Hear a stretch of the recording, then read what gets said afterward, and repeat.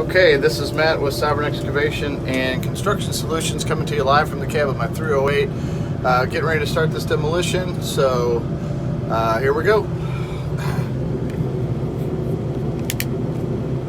Got a little moisture here, so probably go ahead and turn on the wiper. Sorry for that. So we're going to start over here at the corner, and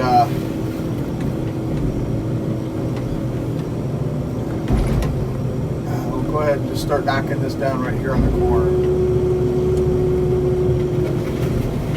So you always want to kind of try to pull the house down on itself, and if you can, we're going to try to watch for our hydraulic lines here. We've had some real issues with getting some of the hydraulic lines caught up on some of the earlier projects I've done. So we're going to take the structural integrity out of the corner here and just kind of start pulling this down, and then we'll move into the garage area and try to kind of move this stuff out of the way. So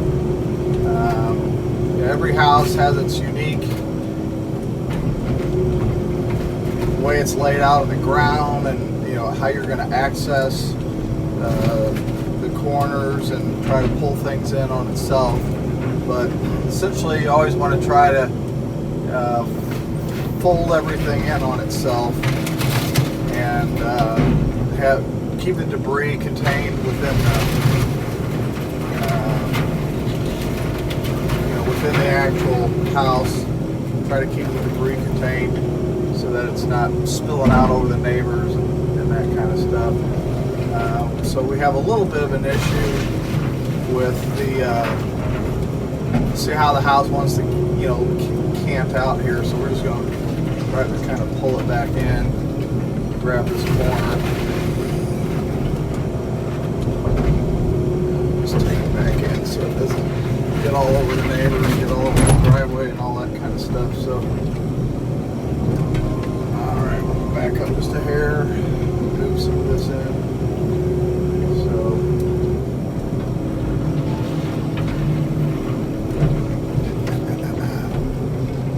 Yeah, the access on this job, we're trying to stay away from these trees in the front. So we're going to try to kind of pull things back towards the rear here, and then when the dumpsters get here, we'll try to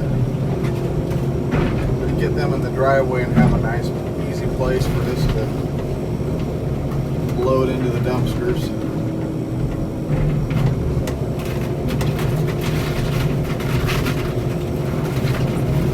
So I like to start with the access in the garage on a house like this, where the garage is real flat, and you have a nice solid concrete floor. You can generally almost always pull your machine in and get on the floor and reach into or over areas of the house that you need to reach over to gain access to the rest of the house. And I like to try to do it that way. So we'll see what happens here. Start pushing some of this debris towards the house. Grab this here so that when the guys get here with the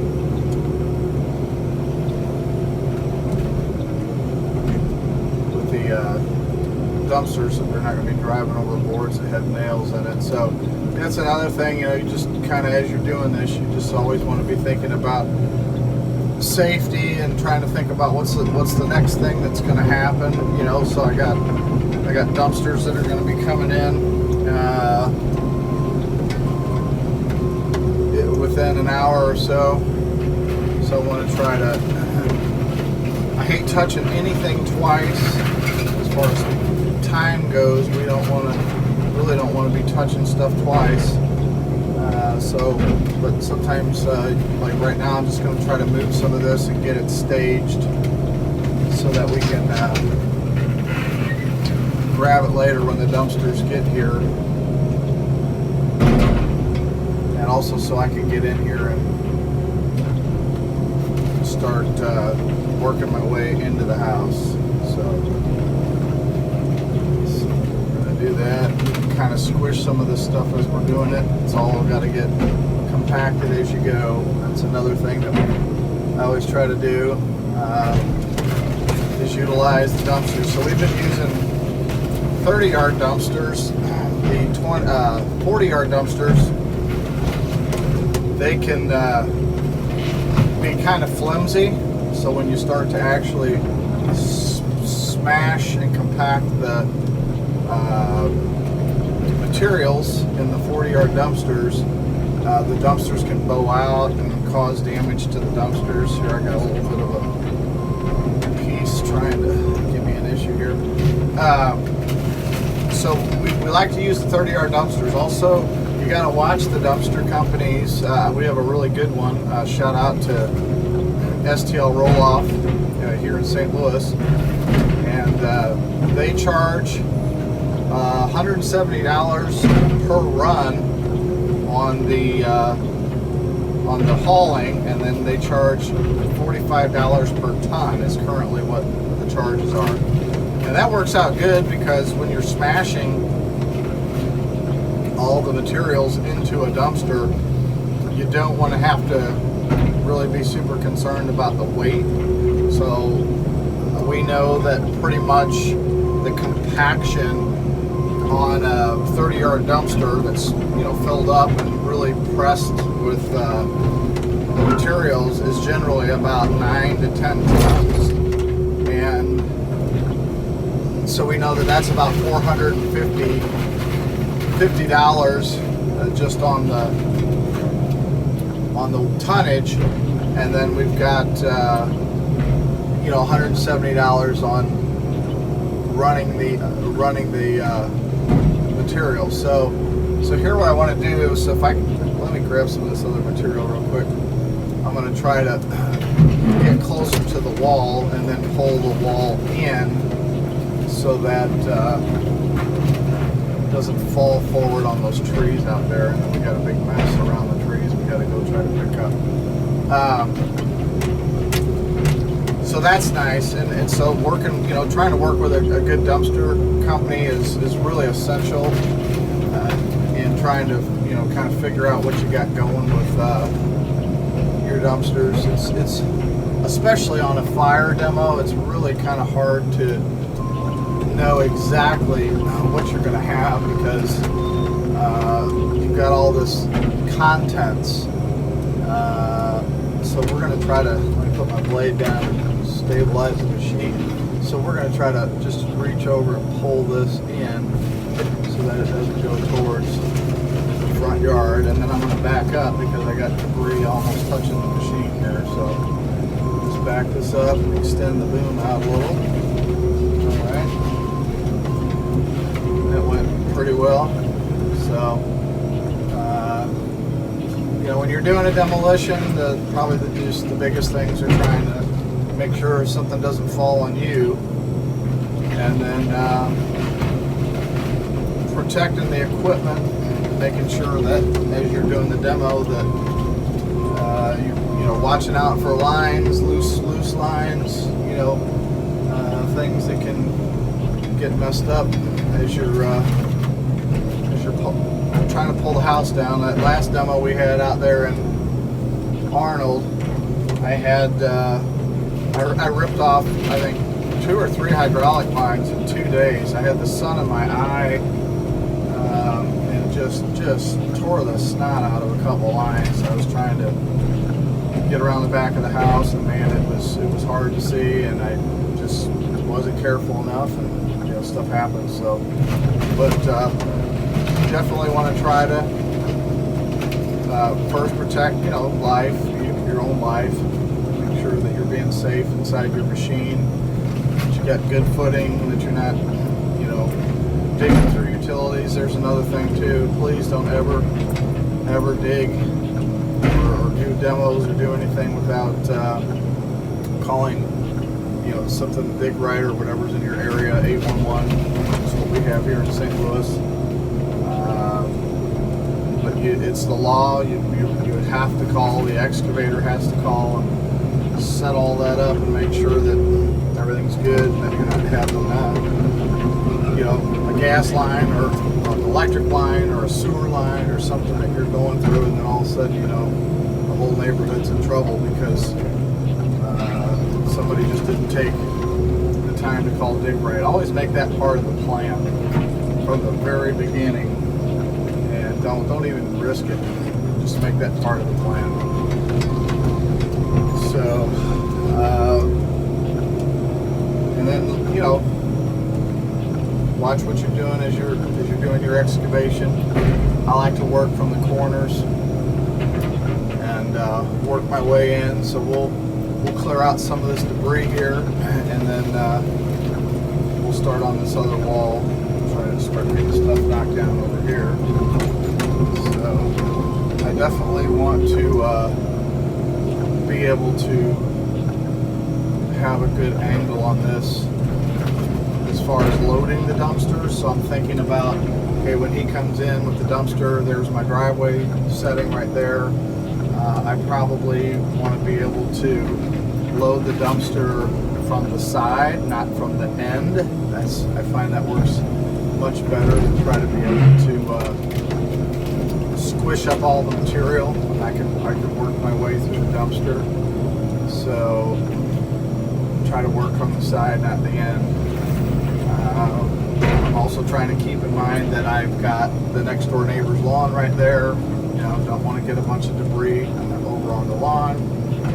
So try to think through what you got going when you're doing these, and how the demo and bringing the material down, bringing the house down, how it's going to fall. I've done some of them where there's probably about 6 or 8 feet in between the house that I'm demolitioning and then the neighbor's house, and you just got to be so careful that when you're doing this that you don't have something fall on somebody else's house. Definitely have to have insurance, so we're rated, we are insured, and then we're rated with the Better Business Bureau and so forth. So that's all part of it now. You definitely want to have yourself covered in every way. And people need to understand too, when you're giving bids, that to pay for insurance and have all this new equipment and all these things costs a lot of money. So you might want to, if you're bidding on a job, make sure that the clients are understanding that the competing bids, to make sure that those people have insurance and they've got the experience to do the job properly. It's not rocket science doing a demolition. So, but you definitely want to make sure that you've got good insurance, and that you have competent operators and so forth. And that's important. So, we'll stack a little bit right here. So these demolitions generally go pretty quick. We'll probably have the whole house down here in about a half hour, I would say.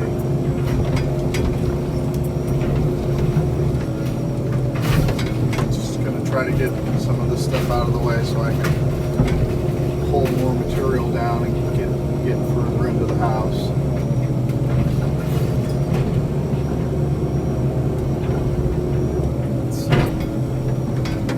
Closer here. And we've already got the neighbors taking videos. They love it. So this house, unfortunately, it's been sitting for probably about a year, and with all the stinky mice and mold and just the house being open. I'm already getting into where it starts to stink. I'm thankful I have an enclosed cab.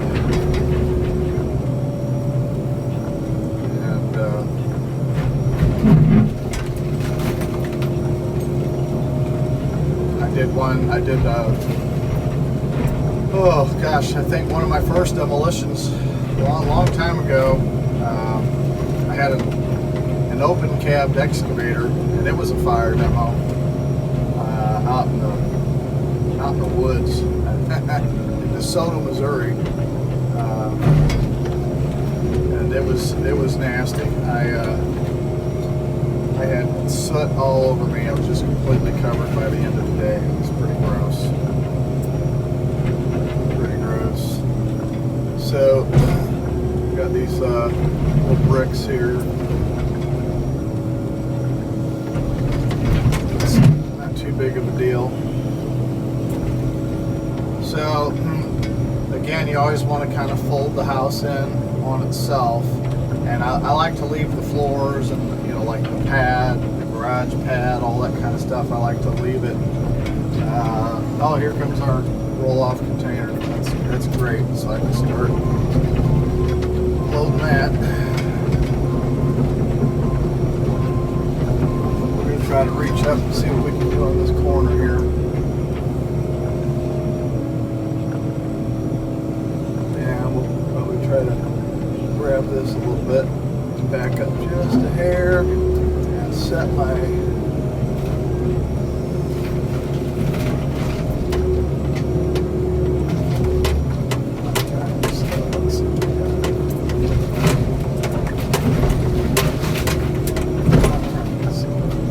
this wall, we're going to just go ahead and back up some.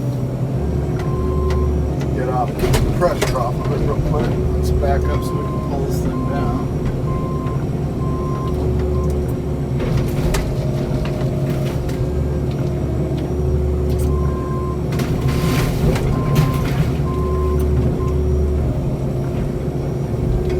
And we're going to pause for a minute so I can talk to the driver here.